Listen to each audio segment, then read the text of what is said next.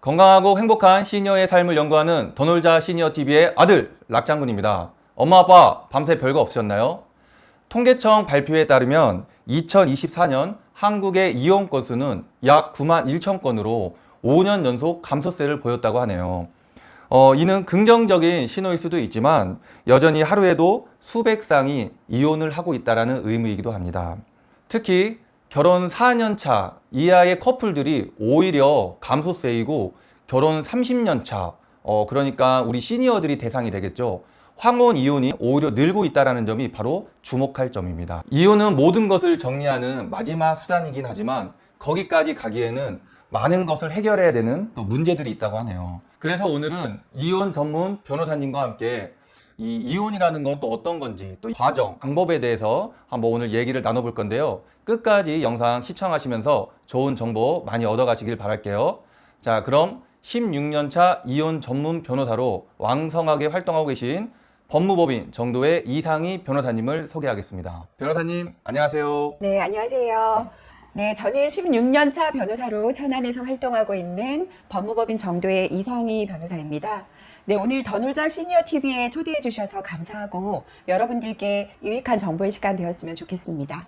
변호사님, 요즘 우리 사회에 이 이혼이라는 단어는 과거 이 부모님 세대 때보다는 가벼워졌다고 해야 될까요? TV만 틀어봐도 이 이혼과 관련된 프로가 엄청 많아요. 그러다 보니까 이 이혼이 뭔가 좀 가볍고 좀 편하게 생각하는 좀 경향이 좀 없지 않아 있는 것 같긴 한데 우리 이혼 전문 변호사로서 아마 이런 현상들, 이런 분위기 어떻게 보십니까? 네, 맞습니다. 저도 그 이혼 상담을 하면서 최근 느낀 점은 황혼 이혼의 상담 사례가 꽤 많이 늘었다는 점입니다. 그 예전에는 사실 우리 부모님 세대들이 무조건 참고 살아야 된다. 자식들 위해서 참자라는 인식이 강했지만 요즘은 하루를 살더라도 마음 편안하게 행복하게 살아야 된다. 라는 좀 더 적극적인 개념으로 인식이 변화가 됐습니다. 그래서 상담 건수도 많이 늘기도 했고요. 그렇지만 이혼이 가벼워졌다고 해서 황혼 이혼이 결코 또 그런 해결해야 될 문제점들이 가벼운 것은 아닙니다. 그 건강 문제라든지 또 재산분할과 관련된 생계 문제 이런 것들이 복합적으로 관련되면서 젊은 세대분들과는 많은 좀 어려움이 있어서 신중하게 접근하셔야 될 문제라고 봅니다. 변호사님께서 지금까지 이런 여러 이혼 소송을 맡으시면서 혹시라도 좀 가장 기억에 남는 좀 그런 이혼 소송건이 있었을까요? 네, 제가 맡았던 사건 중에 30년 이상 사셨던 황혼 이혼 사건이 있었습니다. 그런데 이제 남편분께서는 워낙 젊은 시절부터 그 외도라든지 여자 문제들이 좀 복잡하신 분이셨고 사업체를 운영하고 계셨습니다. 그런데 우리 그 사모님께서 결정적으로 이혼을 결심하게 된 계기는 그 우리 아버님께서 사업체의 직원으로 있던 여직원 분과도 부정행위가 있으셨어요. 그래서 그러한 사실을 아시고 네. 사모님께서 더 이상은 참지 못하겠다. 라고 하셔서 이혼을 결심하시고 저희 그 상담을 하러 오셨던 사건이었거든요. 또 아버님께서 사업체를 운영을 하셨는데 그 사업체가 주식회사 하셨어요. 근데 이제 주식회사의 경우 보통 우리가 생각할 때는 주식이 상장 주식이기 때문에 주식의 가치를 평가할 수가 있습니다. 그러나 이제 비상장 주식의 경우에는 그 가치를 평가하는 과정이 굉장히 까다롭고 힘듭니다. 그래서 그 주식의 가치를 파악하는 것에서부터 여러 갖고 계신 재산들이 많으셨기 때문에 그러한 재산들을 일일이 찾아내고 조사하는 과정들이 굉장히 시간이 오래 걸렸고요. 또 이에 대한 아내분의 기여도를 주장 입증하기 위한 법적 공방이 굉장히 치열했습니다. 그래서 이 사건과 관련돼서 1심만 한 3년 이상 정도 수행을 했던 것 같고요. 다행히 아내분의 기여도를 잘 인정받으셔서 50% 정도 재산분할을 받으실 수 있었고 또 남편분의 부정행위에 대해서는 위자료로 3천만 원 정도도 인용을 받으셨던 사건이 좀 많이 기억에 남습니다. 네, 이 사건을 통해서 느꼈던 점은 시니어 분들도 충분히 행복한 삶을 살 권리가 있고 늦지 않았다라는 점입니다. 네. 제가 이제 이렇게 이혼이라는 거는 아무래도 이제 TV나 이런 매체를 통해서 그냥 너무 단순하게 생각했던 것 같아요. 그냥 어떤 서류에 도장만 찍으면 되는 줄 알았는데 여러 가지 이런 문제들이 있는 것 같은데 이 정확하게 이 이혼이라는 거는 어떤 과정으로 진행되는지 한번 설명 좀 부탁드릴게요. 우리나라 이혼에는 크게 두 가지 방법이 있습니다. 첫 번째가 협의상 이혼이고요. 두 번째는 재판상 이혼입니다. 협의상 이혼은 그야말로 당사자들끼리 서로 이혼에 관한 합의가 됐을 때 진행하시는 방식이죠. 구체적인 절차로는 가장 먼저 가정법원에 협의 이혼 의사 확인 신청서를 제출하시면 됩니다. 그럼 법원에서는 숙려기간을 정해주세요. 숙려기간이라는 것은 미성년 자녀들의 경우에는 3개월, 그리고 성년 자녀들이 있으신 경우에는 1개월의 이혼 숙려기간만 거치시면 됩니다. 그래서 이혼 숙려기간이 지난 뒤에는 두 분이 동시에 법원에 출석을 하시면 이혼 의사 확인서를 발급해드리거든요. 이혼 의사 확인서를 발급받으신 뒤 3개월 이내에 관할 주거지, 시청이나 구청, 읍사무소 등에 방문하셔서 이혼 신고를 마치셔야지 이혼이 성립되는 겁니다. 네, 그리고 두 번째는 재판상 이혼이라는 절차가 있죠. 재판상 이혼은 그야말로 협의 이혼이 되지 않았을 때입니다. 두 분 간의 이혼에 관한 의사가 합치되지 않았을 경우, 또 이혼과 관련된 재산 분할이나 위자료 등의 여러 조건들에 관해서 합의가 되지 않았을 경우엔 결국 법원에다가 이혼을 신청하시고 그에 따라 재판을 받으실 수밖에 없으시겠죠. 그럼 크게 이 이혼이라는 과정이 협의 이혼과 재판상 이혼이라고 좀 이해가 되고 있는데요. 과연 그럼 어떤 상황에 어떠한 진행 방식을 선택하면 좋을지 한번 안내 좀 부탁드리겠습니다. 협의 이혼을 선택하면 좋은 경우는 두 분 간 이혼 의사의 합치가 있을 경우나 위자료나 재산 분할 등에 관한 조건에 관해서도 합치가 있으실 때 하시면 좋고요. 그리고 무엇보다도 빨리 이혼을 하시고 싶다, 빨리 끝내고 싶다 하시면 협의 이혼을 하시는 게 좋고, 마지막으로 중요한 문제는 변호사 선임 비용, 소송 비용을 아끼고 싶다 하실 때는 두 분 간 협의 이혼을 하시는 게 좋을 것 같습니다. 네, 다음으로 재판상 이혼을 선택하셔야 되는 경우는 부부 일방이 이혼을 거부할 경우, 그리고 이혼에 관한 위자료나 재산 분할 금액 등에 관해서 조건의 합치가 이루어지지 않았을 경우, 그리고 부부 일방이 재산을 은닉하거나 재산 규모를 파악하기 힘든 경우, 그리고 마지막으로 명확한 귀책 사유 있는 유책 배우자로부터 위자료를 받아야겠다 라고 하시는 경우에는 재판상 이혼을 청구하시는 게 좋습니다. 우리 시니어분들의 경우에는 오랜 부부 생활을 하시면서 재산이 많이 형성되어 있으신 경우가 많아서 이런 재산을 파악하는 것이 쉽지가 않습니다. 그래서 재산을 잘 면밀히 파악한 뒤 공정하게 재산 분할을 받고 싶다라고 하시면 재판상 이혼 제도를 이용하시는 게 조금 더 유용하지 않을까 싶습니다. 정말 많은 분들의 이혼 상담을 지금 도와주셨잖아요. 이 이혼을 결심하고 오신 분들이 가장 힘들어하고 어려워하는 부분들은 과연 어떤 게 있을까요? 네, 시니어분들이 가장 힘들어하시는 부분을 요약해보면 크게 세 가지인 것 같습니다. 첫 번째는 경제적인 불안감이죠. 대부분의 이 시니어분들의, 특히 여성분들의 경우에는 전업주부로 살아오셨던 기간이 길으셨기 때문에 내가 과연 이혼을 한 뒤에 이 경제적인 생계를 어떻게 해결할까라는 고민을 많이 하십니다.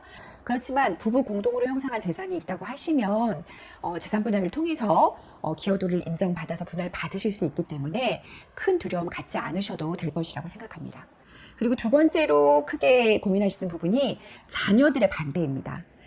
사실 자녀들로 봤을 때는 부모님께서 이제까지 살아오신 대로 이제까지 참고 살았는데 그냥 조금만 더 참으세요. 내지는 아유, 내 배우자 박서방 얼굴 어떻게 보나요? 저희 시부모님 얼굴 어떻게 봐요, 엄마? 그냥 사세요 라고 하시는 경우들이 많아요. 그래서 자녀들의 지지를 받지 못할 경우에는 심적으로 굉장히 힘들어 하시지만 무엇보다 중요한 건 자신들의 행복 추구권이 더 중요하다고 생각합니다. 그리고 세 번째로 힘든 점은 그 사회적인 시선에 대한 부담감을 굉장히 좀 힘들어 하시는 것 같아요. 시니어 분들께서는 이혼이라는 것에 대한 선입견과 편견을 많이 가지고 계시거든요. 그래서 본인이 이혼녀, 이혼남으로 앞으로 살아가게 될 과정에 대해서 굉장히 많은 불안감을 좀 느끼고 계시는 것 같습니다. 그럼 변호사님이 이혼을 결심하고 오신 분들을 이렇게 상대를 해보실 때 과연 어떤 결심, 어떤 이유 때문에 이혼을 하려고 하는 것 같아요? 가장 큰 문제는 성격 차이와 가치관 차이겠죠. 근데 이제 무엇보다도 아버님께서도 나가셔서 경제활동을 하시고 어머니께서도 자녀들을 키우느라 정신없는 일상생활들을 보내셨잖아요. 근데 이제 아버님께서 은퇴를 하시고 난 후 또 어머님들도 자녀들을 모두 출가시키고 난 후에는 가정 내에서 부부가 함께 할 수 있는 시간이 많아지게 됩니다. 그러다 보면 자연스럽게 성격이나 가치관 등의 문제로 부딪히는 경우가 굉장히 많으시겠죠. 이제까지 지나쳤던 단점들을 더 이상 지나치지 못하고 참을 수 없게 된 것들이 많습니다. 가령 용돈을 사용하는 문제라든지 돈을 사용하는 문제들과 같은 경제관념의 차이도 클 것이고요. 또 하나는 제가 봤을 때는 이렇게 시간이 많아지시다 보니 평화롭게 이제 외부 활동을 많이 하시면서 서로 각자 본인의 진정한 사랑을 추구하겠다라고 해서 외도를 하시는 경우들도 간간히 있습니다. 이혼하시려는 원인 중에 또 하나는 건강 문제도 있는 것 같습니다. 부부 일방이 중병이나 치매에 걸렸을 때 상대방은 그에 대한 간병이나 치료를 해야 하거든요. 그러니까 그런 부분에 있어서 서로가 이제 신체적으로는 부담을 많이 느낄 나이이기 때문에 일방에게 짐이 되면 많은 부담을 느끼셔서 이혼을 또 결심하시기도 합니다. 그리고 마지막으로는 가정폭력 문제도 있었던 것 같습니다.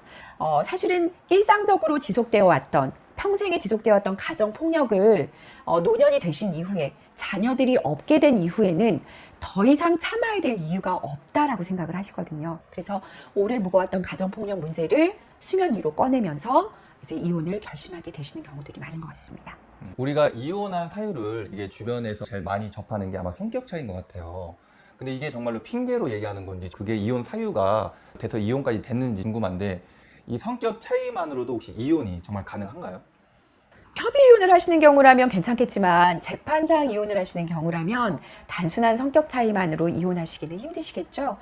그래서 우리 민법 840조에서는 재판상 이혼 사유로 6가지 사유를 들고 있습니다. 네, 제1호는 배우자의 부정한 행위입니다. 아시다시피 배우자가 외도를 하는 것인데요. 이때 이 부부의 정조 의무에 충실하지 못한 외도는 예전에 생각하셨던 간통의 개념보다는 넓은 의미입니다. 네. 그리고 2호, 배우자가 악의로 다른 일방을 유기한 때.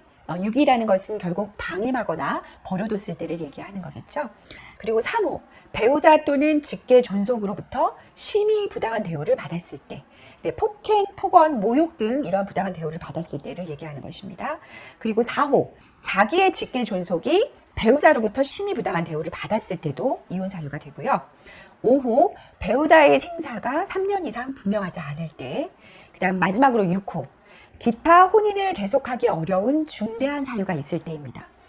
사실 대부분의 그 이혼 부부들이 가장 많이 해당되는 사유가 이 6호, 기타 혼인을 계속할 수 없는 중대한 사유이거든요.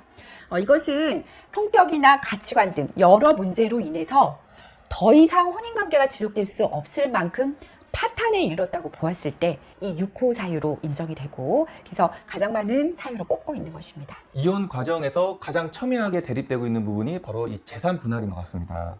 이 재산 분할의 대상과 기준은 어떻게 되고 과연 이 전업주부도 이 재산 분할의 대상이 되는지 궁금합니다. 네, 맞습니다. 재산 분할이라는 것은 부부가 공동으로 이렇게 형성한 재산에 관해서 누가 어느 정도 기여를 했느냐라는 기여도를 가지고 판단을 하게 됩니다. 전업주부의 경우에도 일방에 내조를 하기도 하고 자녀들의 양육을 하면서 이러한 기여도를 인정받기 때문에 재산 분할을 받으실 수 있습니다. 그리고 최근에는 전업주부들의 경우 혼인기간을 약 10년 이상 지속하신 경우에는 50% 가까이 인정을 받고 있기 때문에 전업주부의 경우에도 당연히 재산 분할을 받으실 수 있습니다. 그러면 그 기여도는 누가 어떻게 평가를 하죠? 네, 판사님께서 평가를 하실 때 여러 가지 요소들을 종합적으로 고려하시는데요. 혼인 기간, 당연히 길수록 기여도를 높게 평가하시겠죠. 그 외에도 이제 자녀의 유무라든지 또 맞벌이 유무, 그 다음에 가사 노동의 정도, 사업체를 유지하고 또 운영하는 데 있어서 기여한 부분, 여러 가지 종합적인 요소들을 고려해서 판단을 하시게 됩니다. 시니어분들에게 그나마 좀 희망적인 소식은 최근 판례들은 혼인기간이 10년 이상인 전업주부의 경우에 기여도를 50% 정도 인정을 해주고 계시기 때문에 전업주부님이더라도 그 재산분할에 관해서 망설이거나 양보하실 필요는 없을 것으로 보입니다. 그럼 이 재산 분할의 어떤 기준이라고 해야 될까요? 재산은 도대체 어느 부분까지 인정을 받을 수 있는 거죠? 네, 재산분할의 대상이 되는 재산은 부부가 공동으로 형성하고 유지한 재산, 모든 재산이 포함됩니다. 가령 예를 들면 부동산, 주식, 예금 채권, 자동차, 보험, 연금, 골프 회원권, 사업체, 심지어 채무, 빚까지도 네, 재산분할 대상에 포함이 됩니다. 그렇다면 배우자한테 말 못했던 결혼 전에 내 숨겨둔 또 자산도 있었을 거고 또 하나는 아무래도 이제 부모님한테 또 물려받은 또 상속도 있을 것 같은데 이 부분까지도 재산 분할의 대상이 되는 건가요? 원칙적으로 혼인 전부터 부부 일방이 가지고 있었던 고유 재산이나 또 혼인 기간 중에 부모님으로부터 상속받거나 증여받은 재산, 이를 특유 재산이라고 하는데 이는 재산 분할 대상에 포함되지 않는 것이 원칙입니다. 다만 이러한 특유 재산이라고 할지라도 다른 일방이 이를 유지하는 데 기여를 했다고 하면 이는 재산 분할 대상에 포함되고 그 기여도를 인정받을 수 있습니다. 가령 예를 들어서 결혼 전부터 부부 일방이 아파트를 가지고 있었다. 이렇게 할 수도 있지만 결혼 이후에는 일방이 벌어들인 그 월급을 가지고 대출 이자를 낸다든지 일방이 내조를 잘 하면서 이 재산을 유지하는 데 기여를 했다라고 하면 그 특유 재산도 재산 분할의 대상에 당연히 포함되게 되어 있습니다. 재산 분할의 이 기준 시점 이건 어떻게 될까요? 네, 원칙적으로는 사실심 변론 종결일 기준입니다. 그러니까 결국은 재판이 거의 끝나갈 무렵이 사실심 변론 종결일이거든요. 그래서 이것이 의미가 있는 부분은 부동산의 경우는 사실 시세가 내려갈 수도 있고 올라갈 수도 있어요. 그래서 일방의 유불리에 따라서 사실심 변론 종결일에 가까운 부동산의 가액을 시점을 기준으로 해서 재산 분할을 청구하는 경우들이 많습니다. 오늘 영상이 좋으셨다면 구독, 좋아요. 꾹!